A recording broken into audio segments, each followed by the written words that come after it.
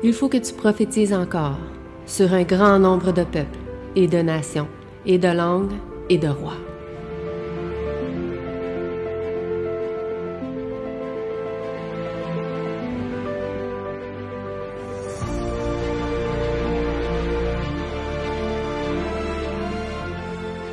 La révision, donc on va réviser la leçon de la on va réviser le trimestre. Donc on va pas faire une révision d'une révision. On va seulement réviser tout ce qu'on a vu jusqu'à présent au travers des 11 leçons. Donc la semaine prochaine va être plus une conclusion à tout ce qu'on aura vu. Mais on va commencer avec cette révision puisqu'on a beaucoup de choses à voir. Donc puisqu'il n'y aura pas de prédication aujourd'hui ou de message, puisque c'est la Sainte Seine, on va en profiter pour passer un peu plus de temps dans l'école du sabbat puis dans la révision. Donc, j'ai beaucoup de choses à partager avec vous. On se rappelle des règles aussi. Donc, respect, amour, patience et écoute. Je serais sûr que... J'aimerais plutôt commencer donc par la prière et de vous rappeler aussi de pouvoir intervenir, de pouvoir partager. C'est le moment aussi de pouvoir dire des questionnements peut-être qu'on a eu au cours de ce trimestre et de pouvoir réviser ensemble ce trimestre-ci pour qu'on puisse commencer un nouveau trimestre en bien aussi. Donc, la semaine, dans 2 semaines. Avant tout, j'aimerais prier avec vous. Notre Père est aux cieux, j'aimerais te remercier pour ce moment que tu nous permets d'avoir, de pouvoir réviser la leçon de l'école de sabbat. Puisses-tu bénir ceux et celles qui sont avec nous maintenant, Seigneur. Ceux et celles aussi peut-être qui ne sont pas avec nous, qui vont peut-être venir en personne. Ou ceux et celles qui peut-être n'ont pas pu venir aujourd'hui. Puisses-tu leur permettre d'être présents, Seigneur, la semaine prochaine. Ou du moins dans les prochaines rencontres, Seigneur, et que tu puisses les bénir. C'est ma prière pour ces choses au nom de ton Fils Jésus-Christ. Amen. Amen. Désolé, je prends mes notes. Donc, en partageant cette révision avec vous aujourd'hui, je vais prendre les questions de chaque leçon qu'on aura vue au cours de ce trimestre. Donc, comme vous savez, je prépare des PowerPoint et tout, des questions à chaque fois pour réviser la leçon. Donc, j'ai tiré un peu les questions au travers de toutes les leçons qu'on aura étudiées ensemble, que j'ai préparées, pour qu'on puisse vraiment reprendre ces questions-là, puis reprendre vraiment le fondement de chacune des leçons de cette semaine. De ces semaines, plutôt. Donc, ma première question, c'est quel était le texte central et quel message doctrinal il nous a relaté? Donc, cette question-là aurait dû être au pluriel.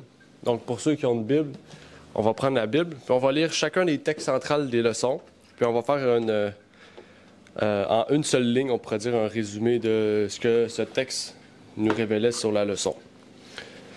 Donc, le premier texte se trouve dans Psaume 72, verset 8. Psaume 72, verset 8, donc je vous invite à prendre la parole de Dieu. Psaume 72, verset 8. Donc, le Psaume 72, verset 8 nous dit « Il dominera d'une mer à l'autre, et depuis le fleuve jusqu'au bout de la terre. » Qu'est-ce que ça veut dire ici? Qu'est-ce qu'on comprend de ce premier texte central de la première leçon? 72.8. « Il dominera d'une mer à l'autre, et depuis le fleuve jusqu'au bout de la terre. » Est-ce que vous avez une idée de qu'est-ce que ça veut dire? Ou de qui qu'on parle ici? Il dominera d'une mer à l'autre. On parle de qui ici? De Dieu. De Dieu, OK. Et est-ce que c'était jusqu'aux extrémités de la terre? Oui. Psaume 72, verset 8. Donc, il ici... OK. Donc, on peut parler, de Dieu. C'est quelqu'un dont le pouvoir n'a pas de limite. Mm-hmm. D'une mer à l'autre et jusqu'aux extrémités de la terre. Mm-hmm. Ouais. OK, Jésus. Qu'est-ce que nous parle le psaume 72? Le psaume 72, quand on lit le premier verset, ça dit « Ô Dieu, donne tes jugements au roi et ta justice au fils du roi. » Donc, on parle d'un roi, on parle d'un royaume. OK? Donc, le verset 8, quand il dit « Il dominera d'une mer à l'autre », là, on comprend tout de suite qu'on parle d'un royaume. Là, on comprend qu'on parle de Jésus, du royaume de Jésus. OK? Donc, le premier, vous pouvez même aller voir la première leçon. Le titre, c'était « Le royaume de Christ ». Mais la première leçon, c'est ce qu'on a vu. On a parlé du royaume de Christ, comment le royaume de Christ allait être mis en place, etc. C'est ce que ce premier texte nous révélait. On va aller avec le deuxième, dans Ésaïe 26, au verset 4, si je le trouve. Ésaïe 26, verset 4.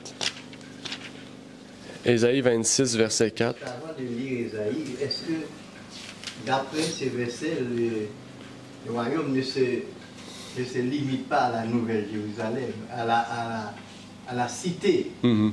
Mais il y a en dehors de la cité, d'une mer à l'autre, c'est pas, les rachetés ne seront pas seulement dans la cité. Mm-hmm. Oui, exactement. Le pouvoir de Dieu ne se limite pas juste dans la cité de la Nouvelle Jérusalem, les rues pavées d'or, mais il y a aussi l'étendue du royaume. Mm-hmm. Oui, exactement.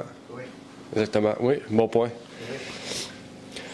Dans Psaume 26, Isaïe 26, verset 4, ça dit « Confiez-vous à l'Éternel à perpétuité, car l'Éternel est le rocher des siècles. » À quoi ça vous fait penser ce verset? C'est le texte central de la deuxième leçon. Ça vous fait penser à quoi?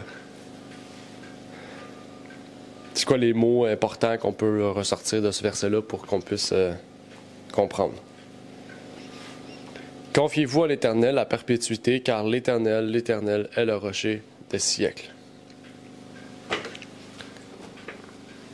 C'est quel mot important ici là, qui va nous permettre de comprendre, de répondre, de résoudre le problème?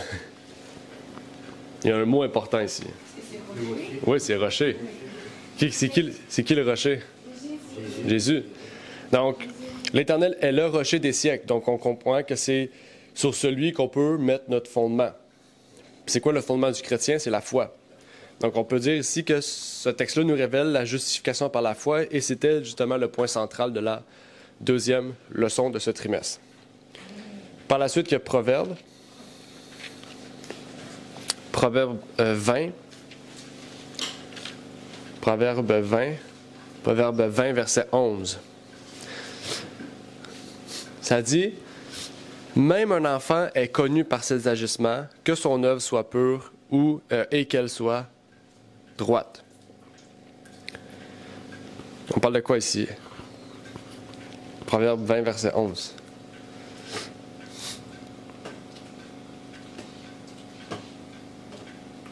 C'est de la même personne. Oui, on parle de la même personne. Oui. Le premier était Jésus, le second était Jésus. Le troisième, je ne pense pas, c'est un seul. OK, oui. Il y avait une leçon qui était spéciale ce trimestre, si vous vous rappelez, qui était un peu différente. On parle de Jésus, mais c'était pas... Non, ben là, on est dans Proverbe 20, 11. Oui, Isaïe 53. Non, mais comme, qu'est-ce que je disais, c'était qu'il y avait un chapitre, le texte central, c'était Isaïe 53, Ouais. puis on avait dit... Sixième leçon, ouais. On est dans Proverbe 20, 11. Si on prend, vous prenez le contexte du chapitre 11, du chapitre 20, c'est la seule leçon qui était différente des autres. Si vous vous rappelez, on avait parlé de ça au début du trimestre. C'est la troisième leçon. La tempérance? Oui, la tempérance, exactement. Chapitre 20, ça dit danger de l'ivrognerie. C'est la seule place qu'on parlait pas de Jésus, en fait. On parlait de comment le peuple était devenu pas pécheur, mais était devenu méchant. C'est à cause de l'ivrognerie. Ils étaient devenus des ivrognes. Donc, c'est comme ça qu'ils ont accepté les faussetés.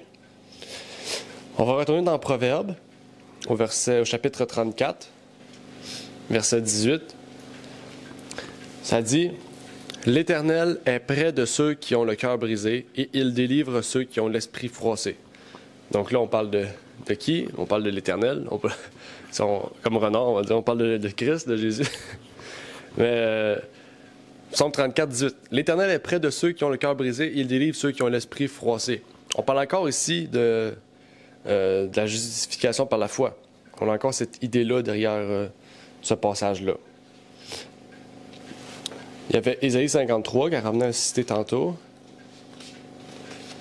Ésaïe 53, verset 6, qui dit « Nous étions tous errants comme des brebis, nous suivions chacun son propre chemin, et l'Éternel a fait venir sur lui l'iniquité de nous tous. » OK? De quoi qu'on parle ici? Jésus encore. Oui, on parle de Jésus. Et ça, c'est l'un des plus grands passages de l'Ancien Testament, Ésaïe 53, qui explique la mission de Jésus. Oui, exactement. Ouais. Exactement. Son sacrifice sur terre, c'est... Exact. C'est ça. Exact. On peut même parler du salut, puisqu'il parle ici spécialement « L'Éternel a fait venir sur lui l'iniquité de nous tous ». Donc, si on parle du salut, donc on peut préciser que cette notion-là parlait du sacrifice de Christ, et spécialement, on voulait nous pousser vers la compréhension du salut, comment le salut est venu jusqu'à nous. Je trouve une façon pour expliquer ce chapitre, c'est que l'être humain, en général, les gens humains étaient kidnappés par Satan. Totalement kidnappés. Et puis, le Père a demandé à Satan, c'est quelle rançon que tu veux pour que mes enfants soient libérés. Et puis il dit, ton fils unique, c'est la mort de ton fils unique pour que je puisse libérer tous tes enfants. Et Dieu a accepté. Parce que Dieu sait que par la mort de son fils unique, il peut racheter tous ses fils, tous ses filles. Et Dieu a accepté. La rançon était payée par la vie de Jésus. Ouais. Tous les êtres humains étaient délivrés. Étaient délivrés. C'est pas n'importe quelle rançon, parce que Pierre a dit, savez-vous, ce n'est pas avec des choses périssables que vous avez été rachetés de la vaine manière de vivre, mais c'est le sang précieux de Jésus comme un agneau. Donc c'est une grande rançon qui a été payée pour que l'être humain soit délivré. Ouais, amen. Amen. Bon exemple, bonne aussi image de pouvoir nous permettre de comprendre ces choses. Donc, on pourrait continuer, mais on va arrêter là, parce qu'il y a beaucoup de choses à voir. Mais il y avait Ésaïe 55:6, Jérémie 31, Hébreux, encore Jérémie, Romains, Ézéchiel. Il y avait encore plusieurs sujets qui, dans la plupart, nous centralisaient sur Jésus-Christ, justement. Mais commençons avec la leçon 1. Dans la leçon 1, on nous parlait du royaume de Christ. Plus précisément, le royaume du Christ. Le royaume de Dieu désigne un seul royaume sous deux temps, ou deux époques. Comment la Bible les décrit-il? Comment la Bible décrit les deux royaumes? Était de grâce et de gloire, est-ce que c'est ça? Oui, exactement. Grâce et gloire. Deux textes. Hébreux 4:16 nous dit « Allons donc avec confiance au trône de la grâce, afin d'obtenir miséricorde et de trouver grâce pour être secourus dans le temps convenable. » Et Matthieu 19, verset 28 nous dit « Et Jésus leur dit, je vous dis en vérité à vous qui m'avez suivi que lorsque le Fils de l'homme sera assis sur le trône de sa gloire, dans le renouvellement qui doit arriver, vous aussi serez assis sur 12 trônes, jugeant les 12 tribus d'Israël. » Comment on fait pour comprendre, dissocier les deux ou imager les deux? Quand Jésus parle du trône de la grâce, il parle tout le temps du trône de son Père. Quand il est assis sur son trône, il est assis avec le trône de son Père. Mais quand il parle du trône de la gloire, ou du royaume de gloire, il parle toujours de son propre trône.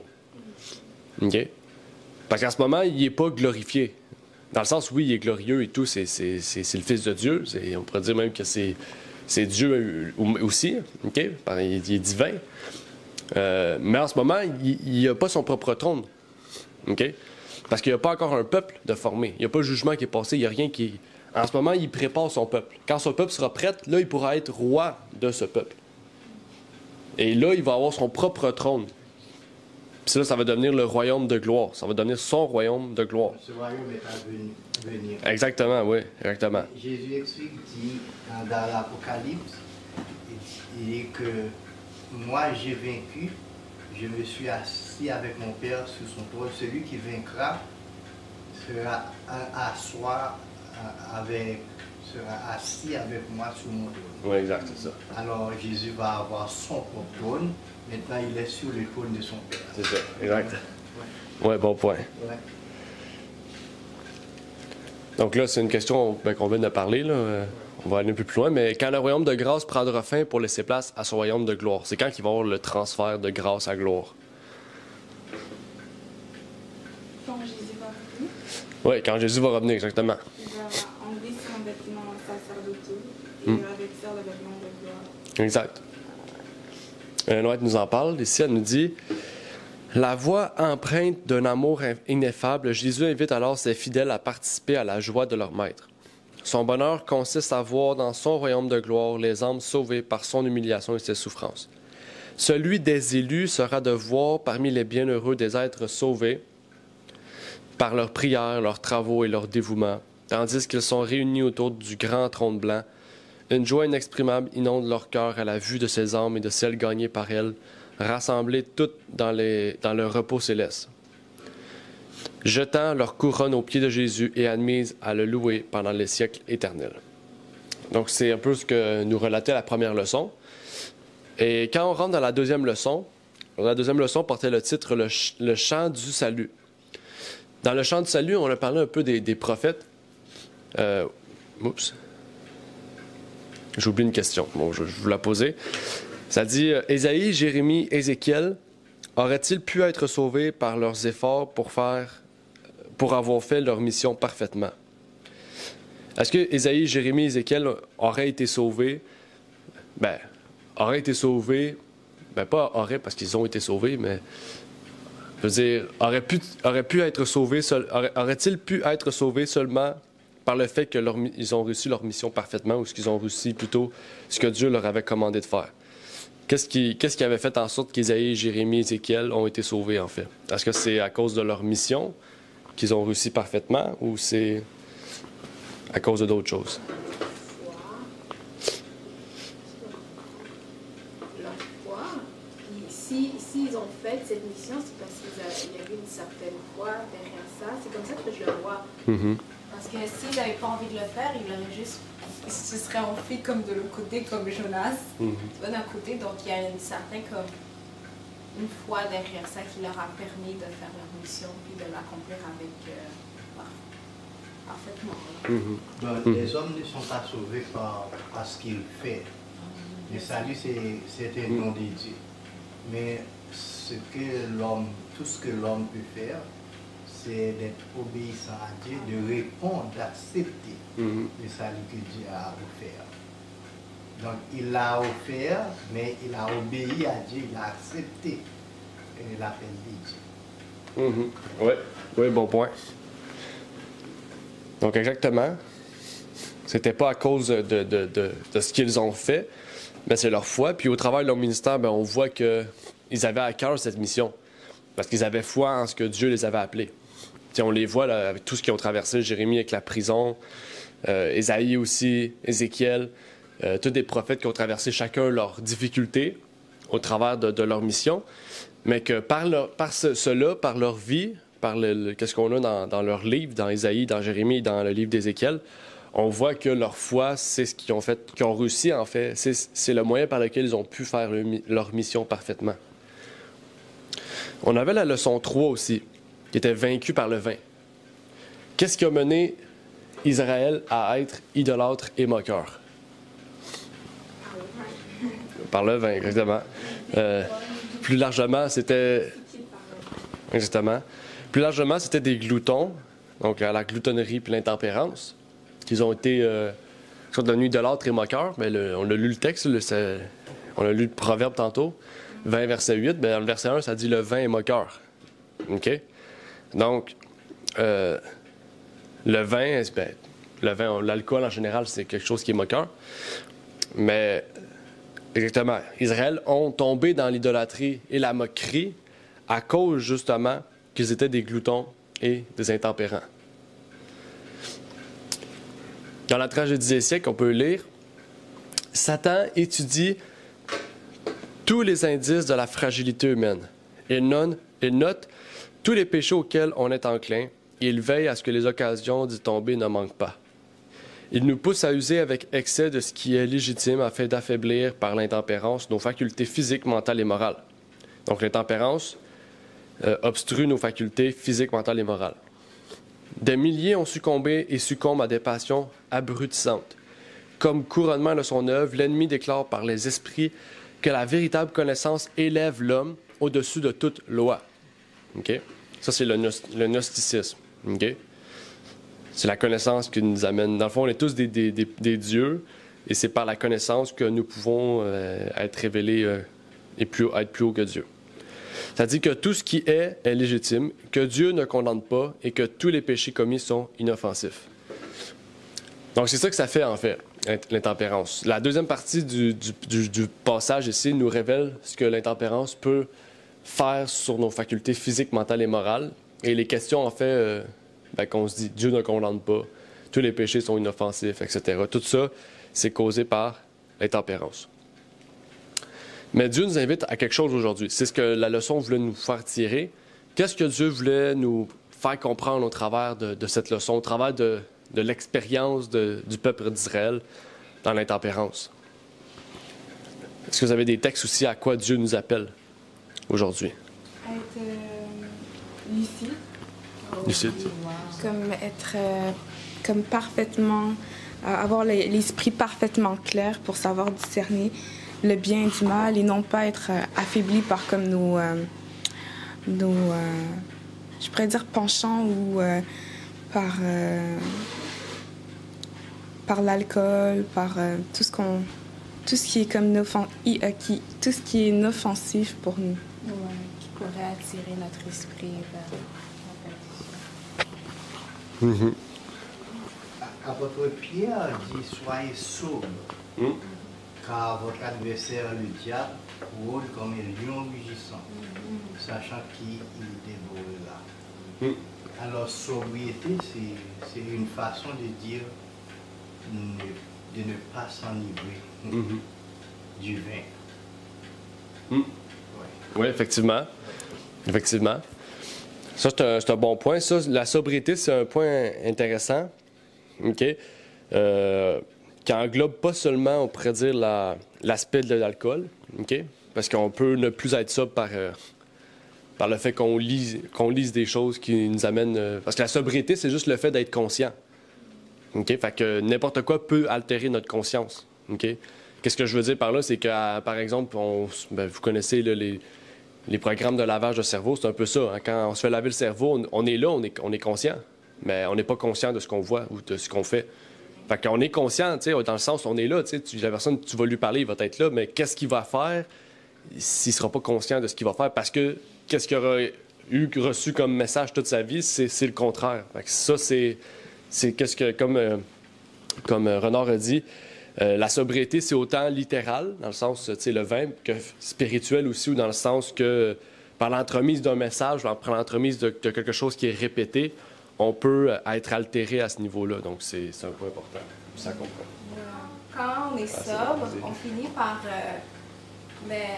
prendre toute part à...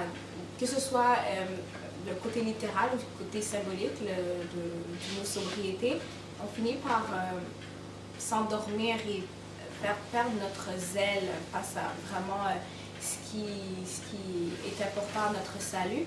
Puis c'est pour ça que Dieu aussi nous invite à rester réveillés, parce que c'est là qu'on finit par s'endormir comme dans un état vraiment inconscient, en quelque sorte. C'est comme, je vois, une sorte de lien entre les deux, être sobre et ne pas être réveillé, et être réveillé et être complètement comme actif pour Christ. Oui, oui. Mais la Bible dit, c'est quoi que... Je ne me rappelle plus le passage exactement, c'est Paul qui dit... Soyez sobres et veillez de jour, parce que ceux qui sont de nuit ne sont pas, sont pas réveillés dans un sens. C'est la nuit qu'on dort, c'est pas le jour. Fait que, l'aspect aussi de la nuit et jour et l'aspect de sobriété à être non, je sais pas comment dire ça, non sobre. Ça a rapport aussi avec le fait de jour, nuit, dormir, pas dormir, dans ce sens-là. Oui. J'aimerais ajouter, quand on parle de la sobriété, on parle aussi, et Jésus veut dire, non, l'apôtre veut dire de ne pas donner aucun avantage au diable. Oui, c'est ça. Dans toutes les choses de la vie, mais de ne pas lui donner des avantages ou des occasions pour entrer dans notre vie, parce que quand, à la fin, après qu'il dit soyez sobre, il dit veillez. Veillez, faites attention, il nous infiltre partout. Ne laissez aucun trou Ouais, c'est ça, exact. pour qu'il rentre dans nos affaires, parce que le lion surveille de loin sa proie et il prend la moindre occasion qu'il trouve pour sauter sur sa proie. Mais il faut que l'animal soit vigilant, c'est ça. Le vrai mot, c'est la vigilance. La vigilance que l'apôtre veut nous enseigner. Oui. Ben, c'est la même chose qu'on a vu avec Gad et Nephtali, c'est ça. Parce que, pas Gad, c'est Dan et Nephtali, où ce qu'on avait vu, on a parlé soit vif, rusé comme le serpent, mais doux comme la colombe. Avec le serpent, tu sais, il est rusé, tu sais. Même si le lion, il est là, tu sais, il va tout faire pour rester vigilant, puis tu sais, il sait qu'il est là, tu sais. Il n'y aura pas de moment d'inattention avec un serpent, mais c'est exactement ça. On voit que Satan, aussitôt qu'il y a un moment d'inattention, c'est là qu'il saute, tu sais. Il connaît nos faiblesses, il sait nos points. Fait qu'il fait tout pour nous atteindre. Mais ça, je vais en parler plus dans 2 semaines, quand j'aurai à prêcher pour l'Église d'Haïti, sur les pièges de Satan. Donc, on va en parler plus de ça, là. Sinon, dans Galates 5, 22, ça dit « Mais le fruit de l'Esprit est la charité, la joie, la paix, la patience, la bonté, l'amour du bien, la fidélité, la douceur, la tempérance. » Donc, la tempérance fait partie du fruit de l'Esprit. Okay? C'est une faculté qu'on doit rechercher parmi le fruit de l'Esprit. Okay? Puis il y a Tite 2:12 aussi qui nous dit « Et elle nous enseigne à renoncer à l'impiété et aux convoitises mondaines et à vivre en ce présent siècle dans la tempérance, dans la justice et dans la piété. » Donc, elle associe justice, piété et tempérance ensemble. OK? Donc, ça, c'est un point important. Dans la leçon numéro 4, c'était la prière et la délivrance d'Ézéchias. On nous parlait donc de la prière, c'était le point central, la prière. Comment Ézéchias, le roi, a pu être délivré par la prière sincère. Donc, on avait parlé de ça, la prière était le moyen sûr de repentance. Mais oui, et comme c'est pas vraiment comme la repentance, ok, c'est le fait comme de reconnaître qu'on a péché. C'est comme une conviction de péché. Savoir notre état et savoir que on est pécheur et qu'on doit aller à notre Sauveur. Et pour aller à notre Sauveur, c'est sûr et certain qu'il faut la prière. C'est indispensable. Et c'est sûr et certain que la repentance produit le fruit de la prière et de la conversion par la suite. Oui, exactement. Le psaume 51 de David, c'est une prière de repentance. Okay? Donc, par la prière, on peut confirmer une repentance, on peut vraiment affirmer une repentance ou vraiment être, on pourrait dire, comment être complètement repentant par ce moyen-là. Okay? Il y a un texte dans Prayer, donc je vais pas le lire parce qu'on est juste à la 4e leçon, puis il y en a 11, fait que je vais pas le lire avec vous, mais ce texte-là nous révèle l'importance de la prière en lien avec la repentance et le pardon. Okay? Donc, je vous prie d'aller le lire. Le passage, c'est Prayer à la page 242. Vous pourrez aller le voir, prendre même le PowerPoint de cette leçon d'aujourd'hui, puis vous pourrez aller le lire personnellement, donc si vous le voulez, le document. Dans la leçon numéro 5, on avait vu le Sauveur qui souffre. On avait parlé d'une doctrine importante. Cette doctrine qui prône le fait que Christ porte notre iniquité. C'est quoi déjà cette doctrine-là? C'est quoi la doctrine auquel Christ porte notre iniquité? C'est la justification par la foi. Oui, exactement. La justification par la foi. Exactement. Donc, c'est ça. Christ porte notre iniquité par la justification, par la foi. En fait, c'est ça, on pourrait dire l'explication, la définition. Dans Romains 1,17, ça dit « Car en lui, la justice de Dieu est révélée de foi en foi, selon qu'il est écrit, le juste vivra par la foi. » Donc, la justice de Dieu s'est révélée. De quelle manière? Par le Christ. Et par le Christ, nous sommes justifiés face à la justice de Dieu. Parce que la justice de Dieu, comme on le sait, Dieu a en horreur le péché. Donc, Dieu a une loi. Okay? Dieu a une loi. En fait, qu'on soit déclaré juste ou injuste devant cette loi-là, ben, il va arriver la conséquence qu'on va mourir. Au ceux qu'on pêche une fois, on est déjà condamné. Donc, c'est plate, mais tous les gens qui sont avec nous sur Zoom et en personne, on est déjà condamnés par Dieu, donc de la mort éternelle. Mais parce que le Christ est venu sur terre, qu'il a donné sa vie, et donc qu'il a porté nos iniquités, il peut être juste devant Dieu et être notre avocat. OK? Être notre intercesseur ou notre... j'ai oublié le terme qu'on utilisait. Avocat, médiateur, Non, mais le terme qu'on dit au Saint-Esprit... consolateur. Consolateur. Il peut être notre consolateur. Exactement. Bon, encore une fois, éducation nous explique la foi. C'est quoi la foi? Et il y avait un point intéressant dans cette leçon aussi. Puisque nous sommes déclarés, injustes devant Dieu, parce qu'on a péché, okay? La loi, Dieu ne change pas la loi, Dieu ne change pas son caractère d'amour, et que Jésus est venu mourir pour nous, et que nous sommes donc justifiés devant Dieu, nous sommes comme déclarés justes, déclarés bons. On est victorieux. Oups. Ah, j'ai pas mis la question. Bon. On est triomphant sur quoi? Péché? Du péché, OK. De la mort. Ô mort, où est ton nom? La fois aussi, on a passé beaucoup de temps à répondre à cette question-là. Il y avait même Jacob qui était là, si je me rappelle. C'est Jacob qui avait trouvé la réponse. Fait que là, il n'est pas là. Peut-être qu'on la trouvera pas. C'est quoi? Nous triomphons sur quoi? Il y a un texte biblique qui nous dit qu'on triomphe sur une chose en particulier. Il y a la loi du péché, puis il y a la loi de Dieu. OK? Sur la chair? OK, sur la chair. Qu'est-ce qui nous pousse à être soumis à la chair? La tentation? OK, la tentation. Bon, Pas sur Satan. sur Satan. Satan domine sur quoi? Satan domine sur quoi? Moi. Ah, sur la terre. Ben, sur le monde, bon. Ça dit, il y a un texte qui dit ça, là. C'est ça qu'il faut dire la même chose. Parce que tout ce qui est né de Dieu est victorieux du monde. C'est pas de Satan, du moi ou peu importe, c'est du monde. OK? Donc le monde, c'est la loi du péché. Et la victoire qui a vaincu le monde, c'est notre foi. C'est un texte important, là, ça. C'est un texte important. T'sais, on n'est pas victorieux de n'importe qui, on est victorieux du monde. OK? Donc, de tout ce que le péché offre sur terre, de tout ce que Satan domine sur terre, on est victorieux de ça. OK? Donc, on a déjà la victoire. C'est juste qu'il faut l'accepter, qu'il faut la demander, puis qu'il faut... Exactement. Marcher et vivre à la victoire. Exact.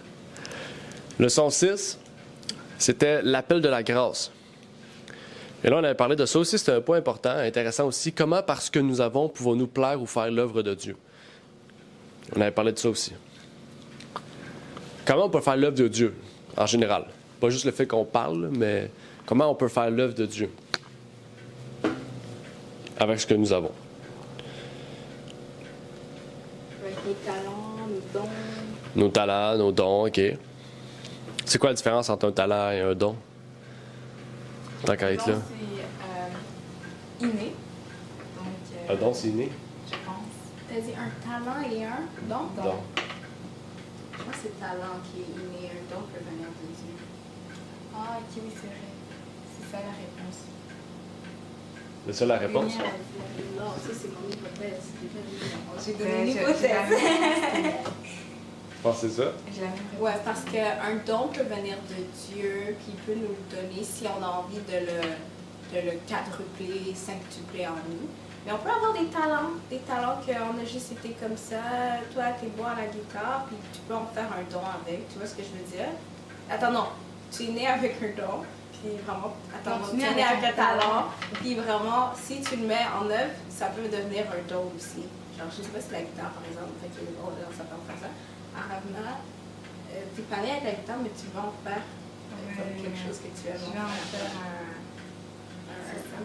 Il semble qu'ils sont synonymes. Un synonyme? Ben, ça se rapproche, ça se rapproche. OK. Mais un talent, c'est ça. Un talent, c'est pas généralement relié à Dieu. Tu sais, ça peut être... j'ai le talent, je sais pas, de faire quelque chose rapidement. Tu sais. On peut avoir un talent de cuisiner, mais qui n'a pas nécessairement rapport avec Dieu. Tu sais. Mais un don, ça peut être aussi de naissance. Dans le sens, tu sais, il y en a qui ont, je sais pas, le caractère pour, tu sais, aider, c'est ça. Tu sais, ils ont le caractère pour aider, mais c'est en priant Dieu que Dieu leur révèle que ce talent-là peut devenir un don. OK? Donc, il n'y a pas un don, en fait. Un don, aussitôt qu'on dit un don, c'est relié à Dieu. Un talent, c'est pas relié à Dieu. Donc, ça veut dire que tu peux avoir le talent de la guitare sans avoir le don pour la guitare. Dans le sens que Dieu t'a pas demandé à Dieu d'avoir ce don-là ou il t'a pas révélé ce don-là. Ce qui veut dire que c'est toi qui n'as pas fait l'effort d'aller vers Dieu pour que Dieu, qu'il le développe pour sa gloire. Mais il y a plusieurs autres moyens, pas juste par les dons et les talents. Quel autre moyen? Qu'on peut aussi faire l'œuvre de Dieu avec ce qu'on a. Avec ce que l'on a. Par nos vêtements, par nos sens, par tout ce qu'on a. Notre voiture, notre maison, Partout. notre nourriture. Notre argent. Tout ce qu'on a. L'argent, 10 $. Toi, je crois. Ben oui. Mais oui, vraiment, tout ce qu'on a, n'importe quoi peut trouver une méthode d'être une raison pour plaire à Dieu.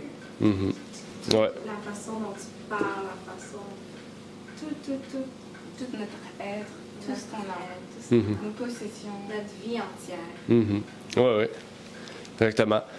On peut voir ici dans l'éducation, ça dit « La vie sur terre est le commencement de la vie dans les cieux. L'éducation ici-bas nous initie aux principes célestes. Notre vie actuelle nous prépare à notre vie future. Ce que nous sommes maintenant, notre caractère, notre disposition à servir Dieu annonce infailliblement ce que nous serons. » Donc, ce que nous serons au ciel. OK? Donc, c'est dès maintenant, en fait, qu'on prépare un caractère, qu'on se prépare pour le ciel. Okay? C'est pas quand Jésus va revenir que là, je suis prête. Non. Il faut être prêt avant. Donc, c'est dès maintenant, en fait, qu'on doit être changé pour la gloire de Dieu.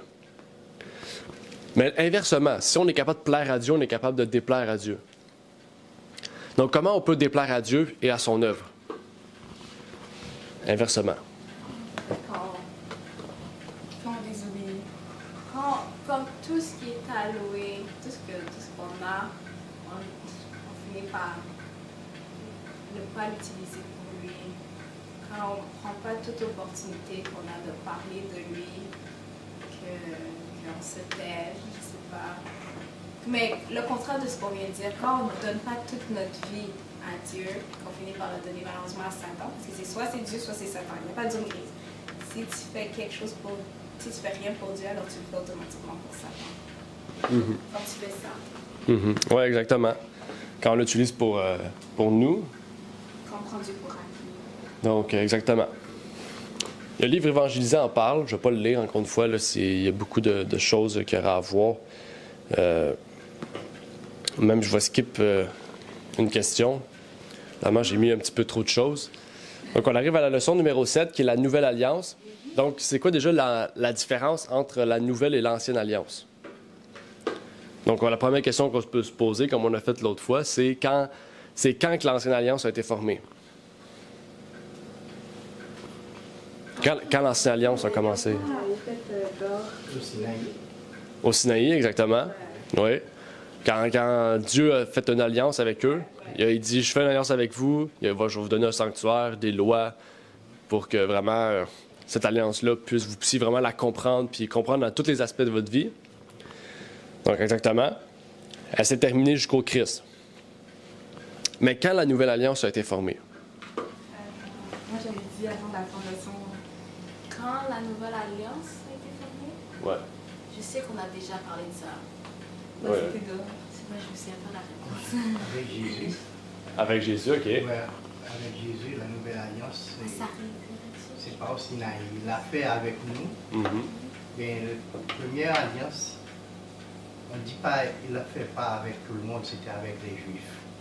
Oui, c'est ça. Avec les Juifs. Mais Bon, le deuxième, la nouvelle alliance, avec tout le monde, incluant les païens, les Juifs, sans exception. Eh bien, c'est le sang du Christ, c'est pas le sang des animaux qui va couler maintenant.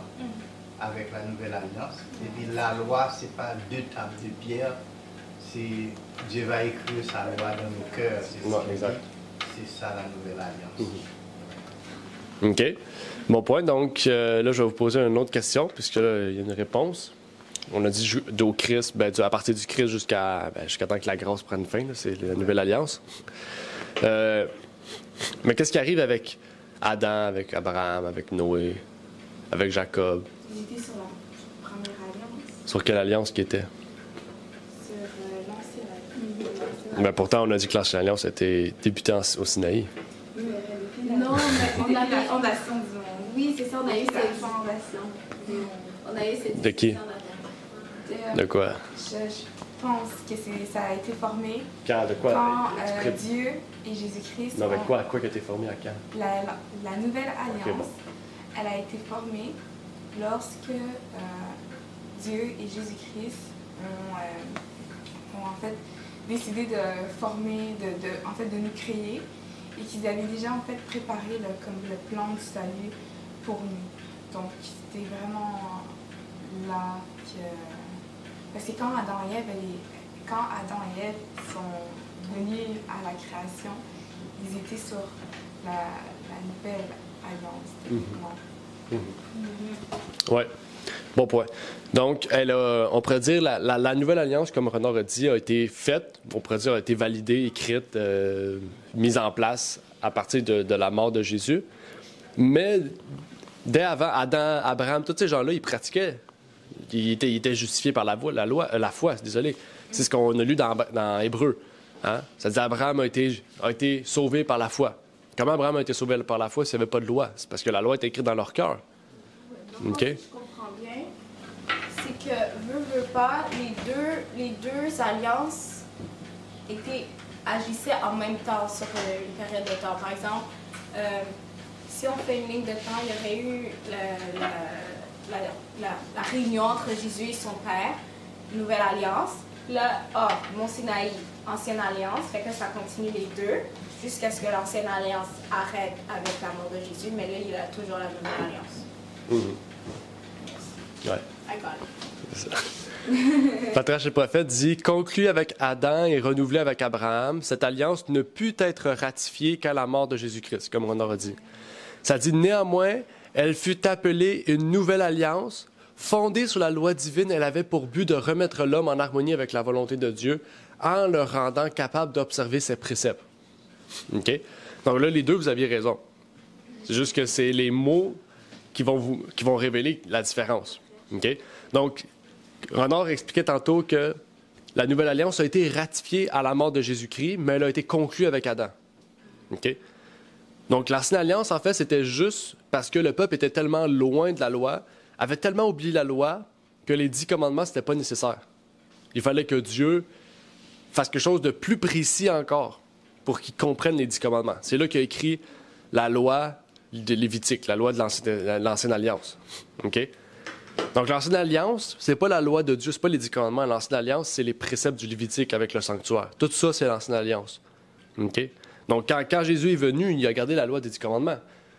Parce que si on se dit que l'ancienne alliance, c'est les 10 commandements, bien, la nouvelle, il n'y a plus de 10 commandements. T'sais. Fait que les 10 commandements n'ont pas rapport avec l'ancienne alliance. C'est vraiment tout l'aspect du sanctuaire lévitique. OK? Donc, qu'il fallait que Dieu fasse des choses précises, qu'il y a des condamnations. Si tu touches à un porc, tu meurs. T'sais. On n'a plus ça parce que ça, c'était l'ancienne alliance. Mais pourtant, même encore aujourd'hui, ce commandement-là est justifiable parce qu'il fait partie, c'est un commandement précis des 10 commandements. Bon, c'est un autre détail à expliquer, là, mais on a déjà discuté de ça il y a un petit moment. Mais vraiment, dans Patriarche et prophète, dans le chapitre qui inclut la page 347, il va vous expliquer en détail ce que ça veut dire. Fait que vraiment, allez lire ce chapitre, là, parce qu'il y a beaucoup de choses. Là. Mais le chapitre, je sais pas c'est quelle page qui commence, là, mais allez à la page 347, puis lisez tout le chapitre. Vous allez voir et comprendre vraiment la loi de l'ancienne alliance et la nouvelle alliance. Elle l'explique très bien, qu'est-ce qui est parti, qu'est-ce qui n'est pas parti, etc. Vraiment, je vous prie d'aller le lire. Donc, à la différence de l'ancienne alliance, où est faite cette nouvelle alliance? Où est-ce qu'on voit cette nouvelle alliance-là? Dans nos cœurs. Dans nos cœurs, exactement. En chacun de nous, exactement. Avant, c'était dans un sanctuaire, tu sais. T'avais comme un péché, bon, t'allais au temple, puis les 10 commandements étaient là, fait que t'étais obligé d'aller là, tu sais. Mais maintenant, c'est dans ton cœur, fait que quand tu te repens, tu fais quoi? Tu pries, tu sais. Parce que la loi est censée être dans ton cœur, tu sais. Fait qu'elle est pas loin, là. Elle est en toi. Un point pratique. Autrefois, l'Église prêchait, surtout l'Église adventiste. On est sauvé par la foi en Jésus-Christ. C'est la justification par la foi. C'est de cette façon-là qu'il explique. On est sauvé par la foi, par la grâce. On est sauvé par la grâce, mais toujours il y a un mais. Mais avec les commandements. On n'est pas sauvé par quoi que ce soit sauf par la grâce. La grâce nous amène à obéir, mais on est sauvé seulement par la grâce. Ce n'est pas par l'observation de la loi.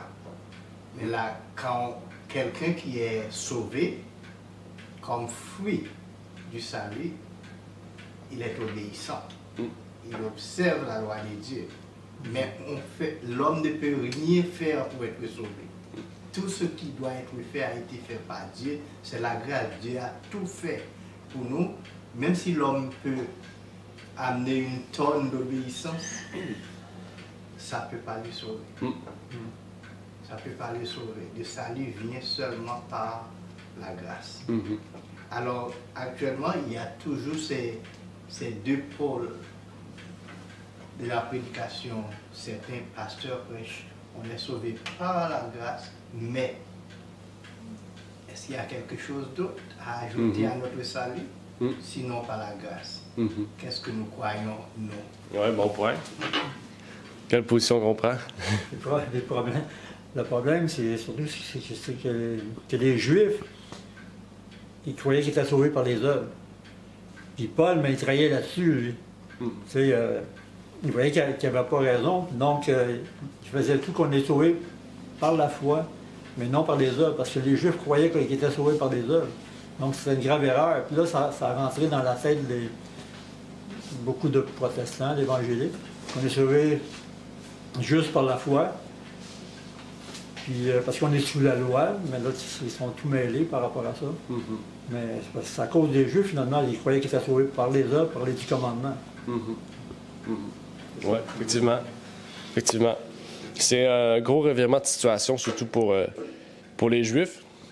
C'est quand on voit les chrétiens qui c'est comme sauvés par la foi, puis les Juifs, c'est sauvés par la loi, tu sais. Fait que, tu sais, il faut contrebalancer.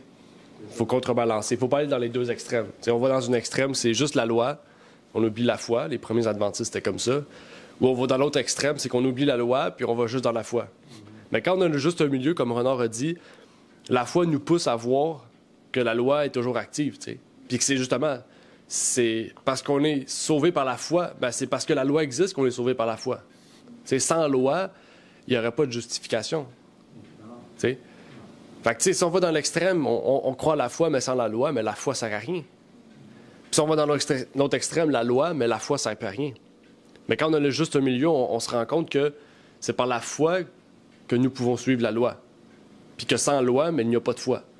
Puis que sans foi, mais il n'y a pas de loi. Dans le sens que, ben, dans tous les cas, on est condamné. Fait qu'il faut vraiment le juste milieu. Puis comme Renard a dit, tu sais, c'est seulement par la foi qu'on peut comprendre la loi. Puis vraiment l'expérimenter dans notre cœur. On peut pas l'expérimenter nous-mêmes, tu sais. Sinon, ça va être partiel tout le temps, en fait. Puis on va tomber dans un état de judaïque. Puis on va... à un moment donné, ben, on pourra pas, tu sais, on va virer fou, là. C'est toujours essayer de s'efforcer, tu sais, de le suivre. On va finir un peu comme l'Église catholique, elle va se fouetter, puis à se frapper, puis à se faire des propres conséquences, tu sais. C'est vraiment un problème. Jésus a dit, si vous m'aimez, gardez mes commandements. On peut extrapoler, puis dire, si vous m'aimez, si vous avez aimé mon sacrifice, c'est de la croix, que je suis mort pour vous, que j'ai versé mon sang pour vos péchés, mais observez mes commandements maintenant. Oui, c'est ça. Exact. C'est ça. La foi, c'est... L'observation de la loi, c'est, on pourrait dire, ce qui suit le fait qu'on ait la foi, tu sais, comme un peu ça. Tu sais, la foi, c'est le fait qu'on reconnaît que ces choses-là. C'est un découlement, en fait. Exactement. Leçon numéro 8, on avait parlé de Jéhojakim. On vous rappelez de Jéhojakim, le méchant roi. On avait parlé de ça, si vous vous rappelez. On avait parlé du roi. Parce que le roi, s'il ne se repentait pas, le peuple était tout condamné. OK? Pourquoi? On avait dit ça. Pourquoi, si le roi ne se repente pas, tout le peuple était condamné à mort? Avec lui. Ben, ceux qui n'étaient pas... qui étaient justes, ben non, là, mais vous comprenez, mais je veux dire... Si le roi était injuste, le peuple injuste, mais tous ceux qui étaient injustes, si le roi ne se repentait pas, étaient condamnés avec. Pourquoi? Pourquoi c'était comme ça marchait? On avait parlé comme quoi la roi, c'était une figure d'exemple pour le peuple. Aussi, on avait dit ça. Puis qu'il y avait une... comme si on... Genre, à cause qu'il n'était pas comme un exemple, les autres finissaient par le prendre en exemple. C'est ça, les autres. Fait que là, par ses agissements, comment il était, il finissait par amener le peuple à la perdition. Mais ça ne veut pas dire que c'était l'ensemble du peuple. Il y en avait toujours qui, eux, gardaient les écrits, on s'entend. C'est dans ce sens-là. C'est qu'ils finissaient par pas être un bon exemple pour le peuple dans lequel il avait en responsabilité. Oui, bon point. On avait parlé de ça. Vous vous rappelez, on avait parlé de Luc, les temps des nations étaient accomplis. On ne va pas revenir là-dessus parce que c'est une prophétie. Mais on a parlé de ça aussi. Bon, ça, je ne vais pas en parler. Ça aussi, c'est tout lié à ça. On va revenir après. Mais c'est ça. Qu'est-ce qui est important, c'est que si les dirigeants sont corrompus, puis que le peuple est corrompu, que ce soit partiellement ou totalement, en fait, à cause des dirigeants qui auront été corrompus, et qui auront été injustes ou méchants, tout le peuple va ressentir les conséquences de ce dirigeant-là. Parce que le dirigeant, comme la Bible le dit, on avait vu ça, le dirigeant, il a le poids des âmes sur lui. T'sais.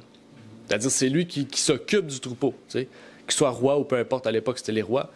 Mais toute cette charge-là, ben, s'il la faisait mal, ça tombait sur le peuple, la conséquence de ces choses. Fait que c'était décevant dans un sens, mais par exemple, on voit comme Daniel et ses amis qui étaient fidèles, ils ont subi la conséquence de ces rois. Mais c'était des gens fidèles. Qu'est-ce que Dieu a fait? Il en a profité pour en faire des lumières au sein de Babylone. Donc, c'est pour ça que je dis, il y aura toujours des gens justes parmi un peuple injuste. Comme dans ce monde, un monde injuste, il y a des justes aujourd'hui. Exact. On avait parlé du roi Sédécias. Vous vous rappelez aussi pourquoi? Qu'est-ce qui est arrivé avec Sédécias? Hein? Ouais. Vous vous rappelez, il y avait Jéhojakim. À cause qu'il était injuste, Jéhojakim, la prophétie s'est entamée. Puisque un peu plus tard, il y aurait un roi, que ses enfants mourraient, puis qu'ils ne verraient pas leur mort, parce qu'ils seraient aveugles. OK? C'est Sédécias, ce roi-là. Et ce qui est intéressant ici, c'est que Sédécias et le peuple ont refusé de se soumettre, de se soumettre volontairement sous l'autorité de Babylone. Pourquoi déjà Sédécias avait fait ça? Pourquoi Sédécias avait refusé de se mettre sous l'autorité de Babylone? Jérémie, c'est ce qu'il appelait. Hein? Oui, il a dit, soumettez-vous, faites rien, parce que Dieu va vous bénir. Puis le roi disait, non, on est Israël, on fera pas ça. On va se battre. L'orgueil. L'égocentrisme, le moi. Vous avez dit ça aussi l'autre fois, mais on avait vu que Sédécias, c'était pas un roi orgueilleux. C'était pas Jéhojakim. Je pense qu'on avait juste dit que dans le fond, c'est pas une personne qui... C'était une personne faible et manipulable. Oui, c'est ça, Sédécias. Tu avais dit la même chose, c'est un orgueil. Mais non, c'est un roi faible. Parce que le peuple faisait ça, il n'avait pas la force de suivre ce que Jérémie. Il allait voir Jérémie. Hein. Il était influencé. Oui, c'était quelqu'un d'influençable puis de faible. Oui, on avait vu ça. On avait vu Jéhojakim, c'était l'extrême, tu sais. Il y avait un prophète qui lui parlait, il tuait le prophète. C'est des sens, non, il allait voir Jérémie. Jérémie lui donnait des conseils, il s'en allait, puis il faisait rien. Parce que le peuple, il faisait rien non plus. Fait que lui, bon, ben, on reste dans le même. Mais il y avait quelque chose de spécial par le fait qu'il a refusé de se mettre sous l'autorité de Babylone. Qu'est-ce qui est arrivé de spécial? Et rappelez-vous, il y avait Sédécias, il y avait Jérémie qui était le vrai prophète, puis il disait de se soumettre à Babylone, puis Sédécias a refusé. Pourquoi il a refusé? C'est pas parce qu'il était faible ou manipulables là, ou Je pense qu'il y avait influençables. d'autres personnes qui parlaient. Oui, il y avait des faux prophètes. Ouais, c'est ça, des faux Il y avait des faux prophètes. Ils parlaient, puis ils étaient là. Ah non. Ici, ça dit, gars, ces faux prophètes annoncèrent que le joug de la servitude serait bientôt brisé et l'ancien précise de Juda rétabli. Fait que quand il a vu que l'Égypte voulait s'allier à Juda, il a dit, ben, c'est le moment, c'est là. Fait qu'on s'allie avec l'Égypte, puis là, il s'est levé, il a dit, moi, je paye plus le pourcentage que je te dois, Nebuchadnezzar. Puis là, Nebuchadnezzar a dit, c'est quoi son problème? Il veut se battre. Qu'est-ce qui est arrivé? Nebuchadnezzar est allé voir l'Égypte, il les a détruits. Puis Juda, il a dit, oups, on aurait dû écouter Jérémie. Ben là, il était trop tard. Fait que là, c'est là que ses yeux ont été crevés, toute sa famille tuée, etc. Puis on se rappelle de la suite, hein? Jérémie était en prison. Jérémie a fait plusieurs choses que les faux prophètes n'ont jamais eues. Les faux prophètes n'ont jamais fait de prison, jamais rien eu. Jérémie a tout eu. Il y a eu le trio. Donc, on va pas refaire le parallèle parce que là, il est déjà 35. Mais on avait vu beaucoup de choses en lien avec ce passage-là. Puis par la suite, avec ce roi de Sédécias, on avait vu la chute de Juda. On avait vu que un caractère faible en esprit. Est-ce que aujourd'hui un caractère faible en esprit est prêt à une réforme et à un changement? Parce qu'on avait vu que Sédécias était faible. Hein? Il avait un faible esprit. Tu sais. Non, il faut être courageux. OK, il faut être courageux. Comme Martin Luther, comme ces gens-là qui étaient prêts à une réforme, une personne qui est prête à une réforme est prête à tout, et il sait vraiment qu'il a Dieu avec lui, et que même si le monde tue le corps, eh bien, il n'a pas peur de celui qui tue l'esprit, qui est Dieu. Lui qui tue l'homme. On est pionniers adventistes aussi. Oui, oui. Dans les grands réformateurs, c'était des persévérants, avec un caractère fort quand même. Là. On n'avait pas lu ce texte, je ne vais pas tout le relire, mais on avait vu en particulier, ça dit leur conscience faible. Parce que Paul dit, il y a des personnes qui ont une conscience faible. T'sais. Si vous faites des choses que vous êtes aptes, que ces gens ne sont pas aptes, ces gens-là peuvent tomber. Donc, faites-les pas devant eux. OK? Pas parce que c'est mal ce que vous faites, mais que ces gens-là sont faibles, donc ils vont risquer de tomber. Puis Eleanor, tu nous disais quelque chose d'intéressant, un message to young people. Donc, young people, c'est nous, moi. L'âge adulte chez les Juifs, c'est 25 ans. Je pense aussi que c'est bibliquement, c'est proche de ça aussi. Donc, quand on dit young, c'est 25 ans et moins. Donc, je suis concerné.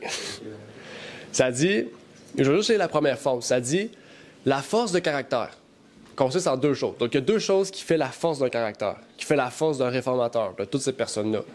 C'est la puissance de la volonté et la puissance de la maîtrise de soi. Ces deux choses-là font la force du caractère. OK? Et là, c'est là que ça dit, beaucoup de jeunes confondent la passion forte et incontrôlée avec la force de caractère. Et ça, c'est un problème aujourd'hui, hein? Je pense que vous le savez. Dans ces choses-là, les gens ils ressentent un fort sentiment envers une personne ou envers quelque chose. Ça veut dire que c'est bon.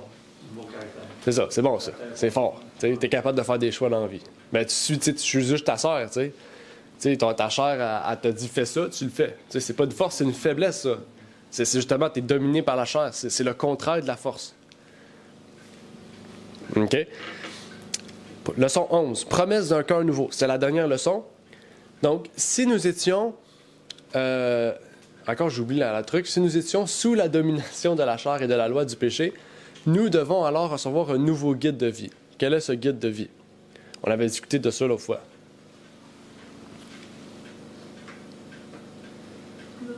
Si nous étions...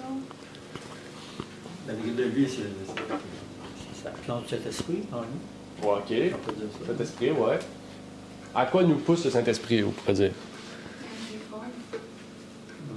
Ouais. À vivre selon l'esprit. À vivre selon l'esprit. Ouais.